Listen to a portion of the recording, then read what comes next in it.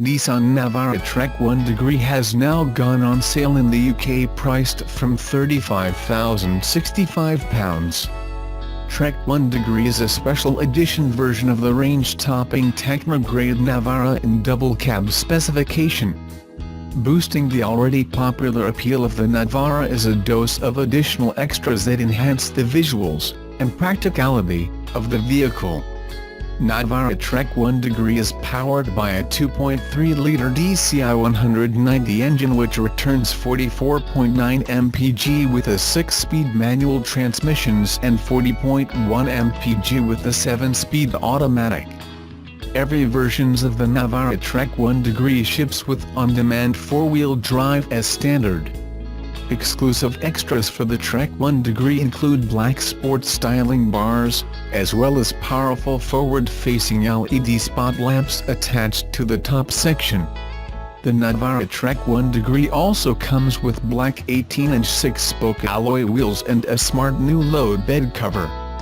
The loading bay cover is made from high-grade durable plastic and comes in either black or white. Customers who purchase the vehicle will have a choice between two exterior colors, black metallic or storm white, the latter exclusive to Trek-1 Degree. Practical upgrades now mean the car has a 1-ton payload and 3.5-ton towing capacity. Every double cab also comes with unique multi-link rear suspension and a number of safety technologies including forward emergency braking, vehicle dynamic control, hill descent control and hill start assist. Also included in the Navara Trek-1 Degree package is the Nissan Connect infotainment system with satellite navigation and DAB digital radio, 360 degrees around view monitor, rear parking sensors and LED headlights. Further highlights included a full-sized spare wheel, leather seats, heated front seats and 8-way adjustment on the driver's seat. A tow bar and differential lock are also available. Nissan say the name Trek-1 Degree takes inspiration from the geographical location of the Navara Desert in northern Spain, at -1 degree longitude, after which the Navara was named. You can't just jump into a Nissan GTR and that's the thing. You can't. It's wrong, and it should not be tolerated. A GTR is a car you have to build up to and take your time with. You have to respect it and earn it.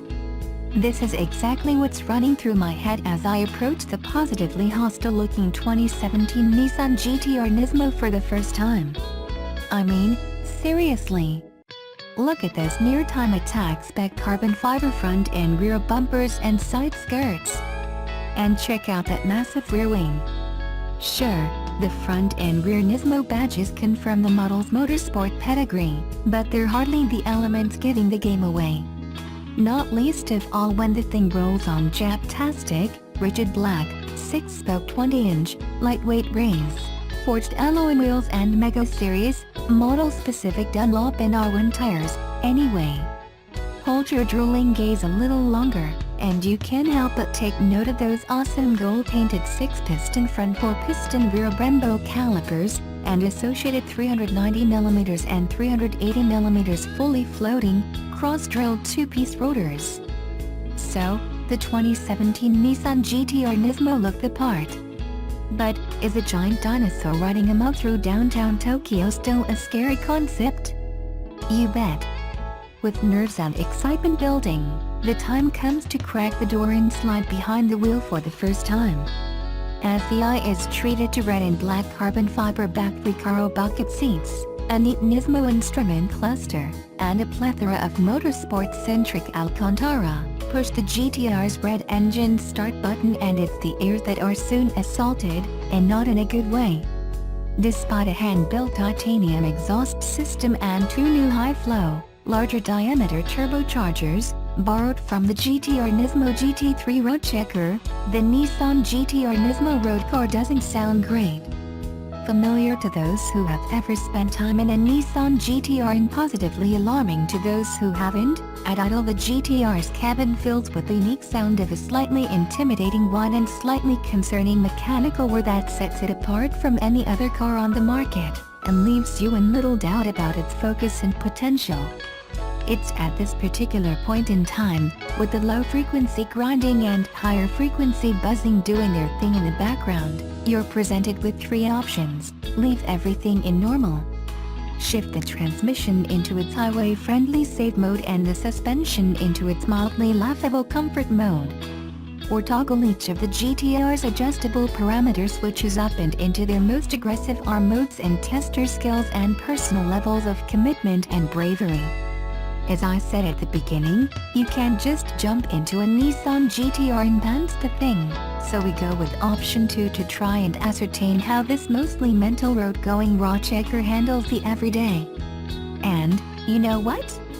Despite all the carbon fiber, the menacing presence, and that wing, the Nismo isn't actually some completely ludicrous, Trek-only monster. Drive it around town and it doesn't feel like you're driving a raw checker on the street. Overall build quality is of a high standard, outside noise is largely blocked out, and everything generally feels solid and well put together. In short, it doesn't feel like some stripped out, caged up, rattly, kit car racer with number plates. It feels, in a lot of ways, like a normal car. There's little doubt the super stiff Nismo tune springs and custom-developed 3-mode Bilstein Damtronic dampers prefer smoother roads to rougher. But, spend more time with the car, and you can at least start to appreciate the efforts of the suspension's willing comfort mode. Given how firm the ride still remains, however, be ready for passengers hopping in cold to quickly question this softer mode's purpose. To prove a point though, flick the suspension into or on a bumpy stretch of road and the contrast will soon become obvious to all and sundry. To be clear, this is a Nissan GTR Nismo we're talking about here. If you're after a soft, supple, and luxurious ride, go buy something else. This car is meant to be firm. It's been intentionally designed from the ground up to be firm. So, yeah, it's firm. Move on. Plus, frankly speaking, a bigger issue is the fact that GTR Nismo simply doesn't feel like a car attached to a sticker price of $299,000, before on-road costs, $72,000 more than a Nismo Federal GTR Track Edition and $110,000 more than an entry-level GTR Premium Edition. Performance is one thing, but come on, $300 grand? That's more than $4,000 up on the highly limited BMW M4 GTS and only $80 K off a McLaren 570S. Further, the GTR Nismo is mechanically noisy and audibly clunky, the infotainment system isn't up to scratch, and the backseat door plastics are scratchy and seriously low-end. New the 2017 Nissan GTR Nismo may be, climb inside and it's still patently obvious you're in something based on a 10-year-old car. There's also no blind spot monitoring, no forward collision alert, no adaptive cruise control, no autonomous emergency braking, not even an auto-dimming rearview mirror, and the manual example that is there wouldn't look or feel out of place in a Nissan Micra. The red-stitched Nismo embroidered leather and Alcantara Recaro bucket seats are supportive and super comfortable, even after hours behind the wheel, but don't go searching for any heating or cooling fanciness, because it ain't there. And only the backrest has electric adjustment. Fortunately, with its hand-assembled twin-turbocharged 3.8-liter V6 engine wound up to produce 441 kilowatts of power at 6,800 RPMs and 652 Nm of torque between 3,600 to 5,600 RPMs, the 1762 kilograms GTR Nismo is blisteringly fast. Although Nissan hasn't said just how fast its latest creation can sprint to triple figures, know that this most hypo of stock GTRs has 22 kilowatts more power, 20 Nm more torque, and 26 kilograms less weight to play with than a regular GTR, a car that's previously been attached to 0 to 100 km/h claims as low as 2.7 seconds. Move past the introductory stage with the Nismo. Engage Beast Mode by illuminating all three radar logos beneath the climate controls, and what grabs you even more than the car's straight-line rapidness, is its remarkable agility. Noticeably more nimble and responsive than a standard GTR, particularly in the front end. It's here you begin to realize the true depth of changes made to this almightily proficient car. What sort of changes? Well, specifically, increased body shell rigidity through a combination of spot welding and adhesive bonding, plus additional roll stiffness in the form of a stiffer, and 1.4mm thicker, 17.3mm Nismo-tuned hollow rear anti-roll bar. The result is a GTR that's much more willing to turn in, change direction, and be flung about with controlled aggression. The run-flat Nismo-specific nitrogen-filled tires too, are seriously impressive. Attached to possibly one of the longest official names in the business, the GTR rolls on 255/40 front and 285/35 rear Dunlop SP Sport Max GT 600 DSSTCTT and R1S.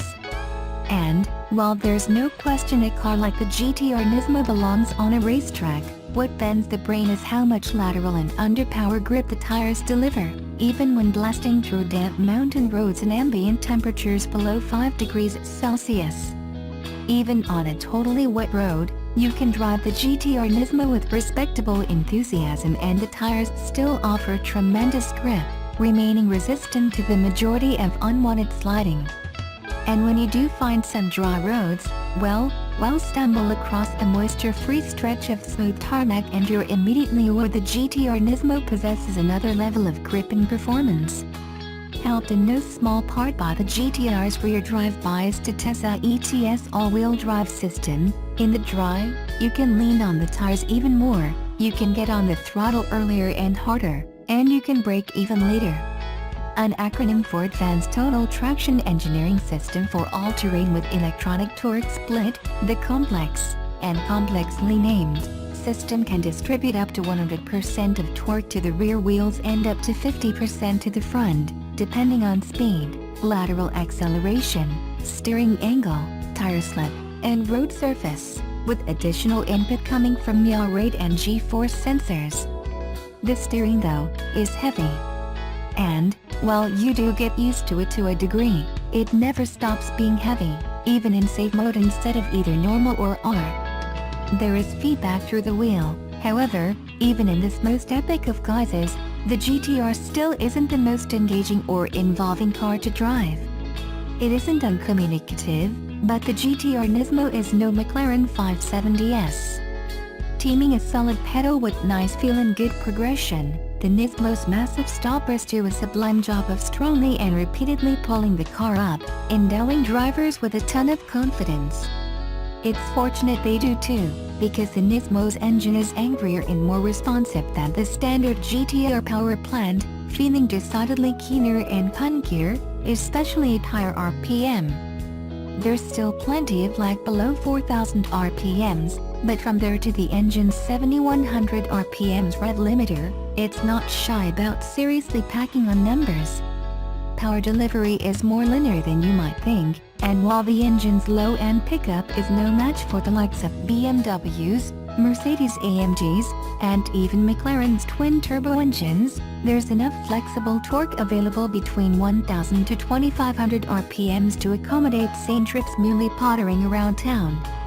Speaking of which, although Nissan claims an average fuel consumption figure of 11.7 liters per 100 kilometers for the GTR Nismo, we saw a highway low of 10.3 L/100 kilometers and an overall average of 16.4 L/100 kilometers.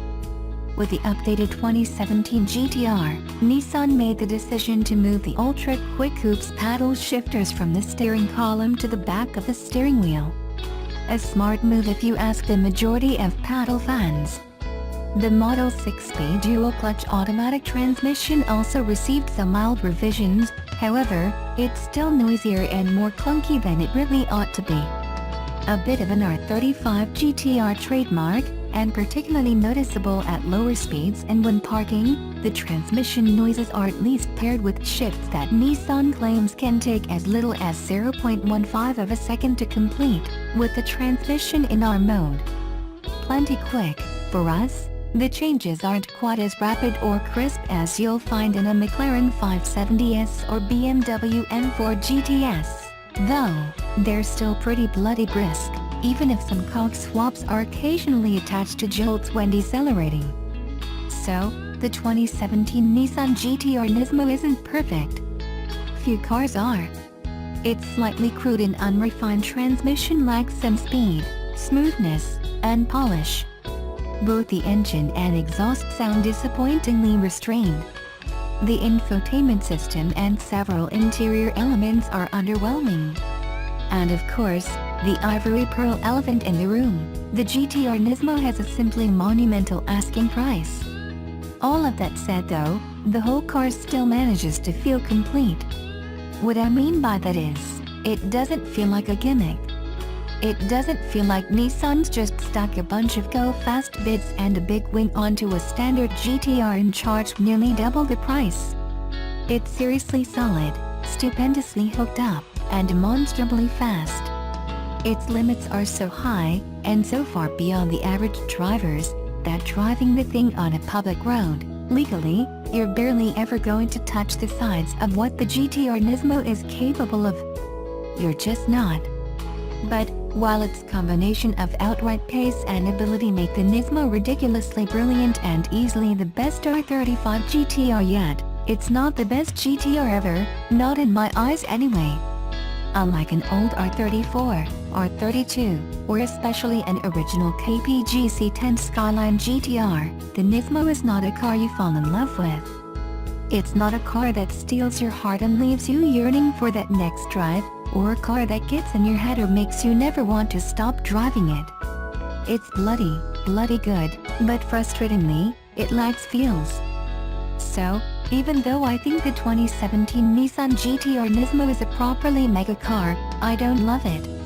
Perhaps more engine and turbo noise or a better exhaust note or even a manual gearbox could potentially improve things. Sadly, none of those things are likely to feature on the next generation, and likely hybrid-assisted, Nissan GT-R. For now then, I'll just have to keep waiting for the day I can afford the ultimate Godzilla, a Nismo R34 GT-R Z-Tune.